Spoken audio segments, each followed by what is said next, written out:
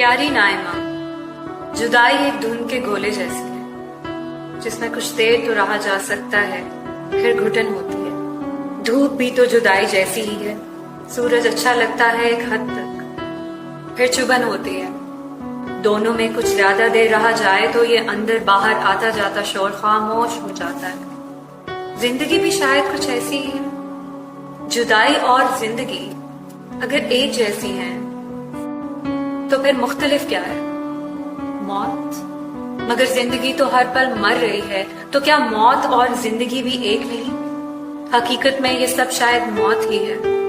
हमेशा का जिंदा रहना तो इस दुनिया की फितरत में कभी था ही नहीं। जख्मों से भरा ये साल भी मर रहा है, तो शायद वो कभी जिंदा था ही नहीं। आज से कई सदियों बाद की नस्लों के लिए शायद ये महज सुनाने वाला एक किस्सा भी ना रहेगा, तो फिर रहेगा क्या? वो जो पहले दिन से था, जब मौत भी पैदा नहीं हुई थी और जिंदगी जिंदा नहीं थी।